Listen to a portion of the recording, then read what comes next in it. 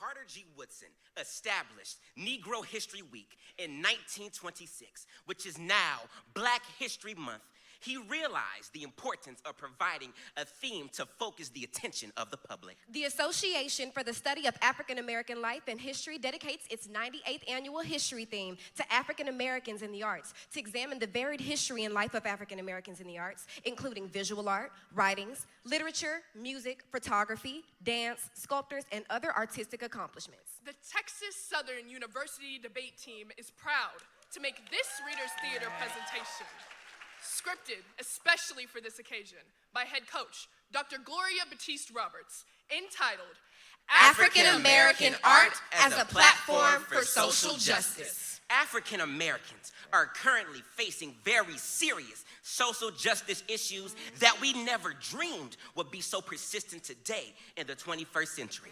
Issues such as systemic racism, voter suppression, women's rights, particularly regarding healthcare, police brutality, the right to equal education, and the right to equal employment opportunities, and social inequity. Your presence, Mother Africa, is the living drama of a race, a drama of flesh and blood which life has written with the pen of centuries. Through your voice, your ancient, dusky voice, we hear and are moved by your wisdom. Your voice speaks to us in powerful rhythms and incantations. Voices chanting from the cane plantations, the paddy fields, the coffee farms, the cotton fields. Voices from plantations in Virginia and Louisiana. Voices from farms in Texas and the Carolinas, Alabama, Cuba, Brazil. Voices from Brazilian sugar plantations, from the Tonga drums, from factories. Voices from Harlem District South. Voices from slum locations. Voices wailing spirituals, gospel songs, and blues going up the Mississippi, echoing from railroad wagons. Voices crying out for freedom. Voices weeping the cries of Langston Hughes. Let America be America again. It was never America to me. But we vow this oath. America shall remain a democracy. The voice of Jake Carruthers weeping, Lord God, what have we done? He was a firm believer that a large part of liberating African American people comes from the understanding and connecting history, culture, and heritage. Voices of all voices in the proud voice of Claude McKay. If we must die, oh, let us nobly die. The redemptive voice of Sterling Brown. Strong men keep coming on, getting strong. The reassuring voice of Maya Angelou. I rise. We rise. I rise. We rise. This land is ours by right of toil. For centuries, Western intellectuals denied or minimized the contributions of people of African descent to the arts as well as history, even as their artistry in many genres was mimicked and or stolen. We can still see the unbroken chain of Black art production from antiquity to the present, from Egypt across Africa, from Europe to the New World. The suffering of those in bondage gave birth to the spirituals, the nation's first contribution to music. Blues musicians such as Robert Johnson, Muddy Waters, B.B. King created and nurtured a style of music that became the bedrock of gospel, soul, and other popular and evolving forms of music. Black aesthetics has also been manifested through sculptors like Emmanuel Lewis and painters like Henry O. Tanner. In the 1920s and 30s, the rise of the Black Renaissance and New Negro movement brought the Black arts to an international stage. We take this opportunity to highlight African Americans who use their art as a platform for social justice. Nina Simone sang many revolutionary songs that became anthems for the civil rights movement.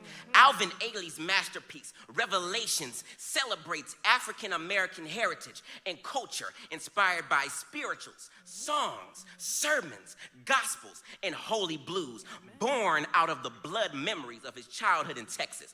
The ballet has been performed around the globe since its debut in 1960. Gordon Park's 1960 protest photos reflect the long history of police brutality in the U.S. Lorraine Hansberry gave us A Raisin in the Sun, which changed American theater forever, with a radically new representation of Black life that was authentic, unsentimental, and undeniably ahead of its time.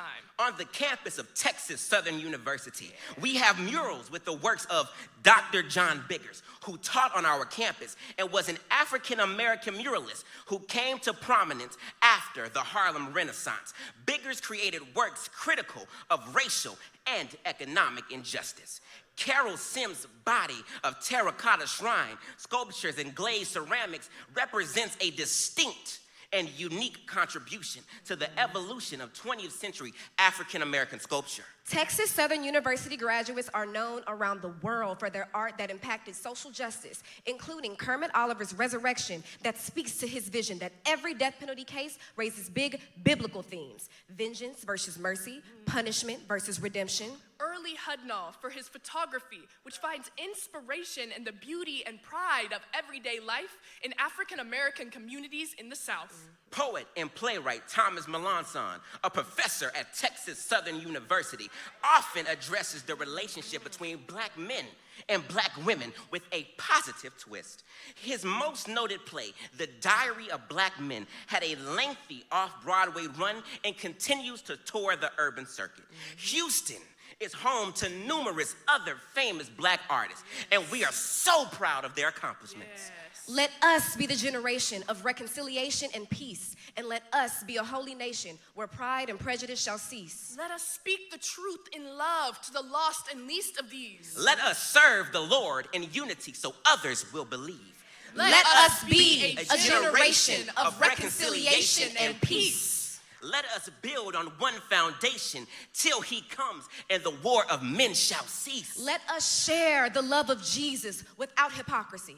Let mercy and forgiveness begin with you and me. Let us be the generation of reconciliation and peace. Let us keep our hearts from evil and cling to what is good. Let us honor one another and love the brotherhood. Let us be the generation of reconciliation and peace. Let us be the generation of reconciliation and peace.